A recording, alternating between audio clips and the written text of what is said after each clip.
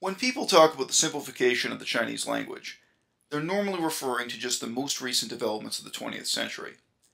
However, you'll also find that textbooks talk about simplification with another sense of the term in mind, stretching back for more than 1,000 years, basically throughout the whole known history of the written language.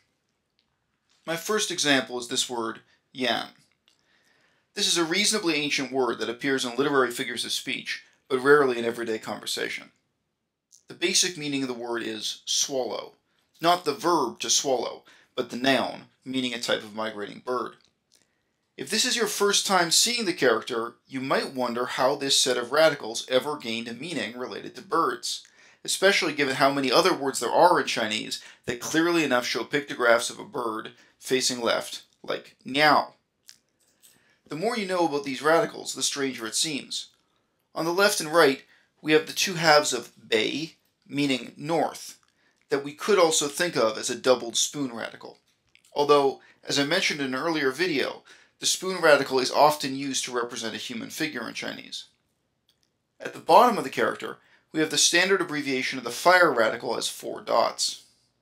In the middle of the glyph, we have the mouth radical, or at least a box of some kind, leaving us with a bit of a mystery at the top, as that figure isn't really a radical at all.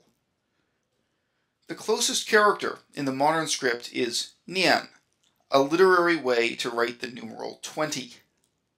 So, when we put the whole character together, it looks like complete nonsense. And it is. How did we end up with a type of bird being represented by assembling together the symbols meaning 20, mouth, north, and fire? If the language has so many other symbols that just directly show you a picture of a bird, why was it necessary for the language to resort to this complex combination to indirectly suggest its meaning? When we look back at clerical script, the symbols have become a bit more symmetrical, but there's no clear hint as to how it all ended up this way. Seal script gives us a very clear next step, and then, suddenly, we can see what the symbols were supposed to represent in the oracle bones. In the extremely remote past, this was a picture of a bird, with the head at the top, 2 wings on either side, and so on. If you try writing out the character using the full form of the fire radical, you can see that the seal script was trying to render the feathered tail of the bird with 4 lines that vaguely resembled the fire radical. But even this vague resemblance disappears when the radical is reduced to just 4 dots. Although the 4 dots are a standard way to reduce the fire radical to a half-size form, it can obscure the etymology of the word. In this example, we'd be able to see the character much better without the abbreviation. Is this what we mean by the simplification of Chinese characters? Well, historically, it is one of the most important types of changes that we observe. A unified pictograph is broken down into smaller pieces, and those pieces are made to resemble radicals. Unfortunately, if we're really being honest, the result of this historical process is complete nonsense. And this is one of the reasons why so many native speakers of Chinese don't really want to learn the radicals, feeling that they'll only get more confused by knowing this stuff.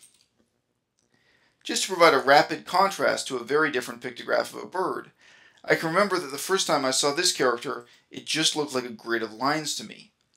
I managed to convince myself that it has some resemblance to the ancient picture of a bird facing left.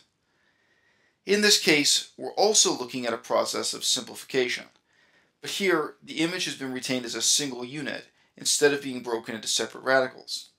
However, the streamlining of the brushstrokes has, again, reduced sense into nonsense. My third example seems simple, as the bottom half is an easily recognized symbol clearly related to the meaning of the word. However, what is the top half exactly? This isn't a radical, it isn't a phonetic component, it isn't a character, and it can't be broken down into radicals either. The vast majority of Chinese students will memorize the shape without knowing what it is supposed to be. But, in fact, we're looking at an indirect echo of the same image of 2 hands doing something that we can still see at the top of the character meaning to study, here shown in the bottom right corner.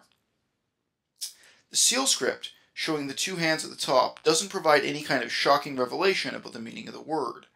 However, it is a meaningful symbol, and it should provide the student with a reminder of the meaning of the word, and also a bridge to related words that use the same image of two hands completing a task. Instead, what was once a meaningful symbol has been simplified into something that is completely meaningless. Again, this isn't simplification in the modern sense. This didn't happen in the 20th century.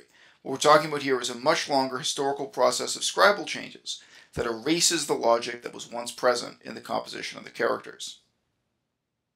So, the ancient simplification of characters presents a few different problems for modern students. As we saw in the first example, unique images that actually show the meaning of the word and might be easy to remember have been broken down into a series of smaller symbols that don't make any sense at all. In these cases, there's no analysis of the symbols that will tell you the sound or meaning of the word. The radicals genuinely don't make sense. They've become an indirect way of sketching the original image, only known from the oracle bones. With all the types of simplification we've looked at, the meaningful links between characters disappear. We lose associations of meaning, sound, and etymology that formerly made the language more rewarding to learn. And, at the same time, there are false resemblances and false links between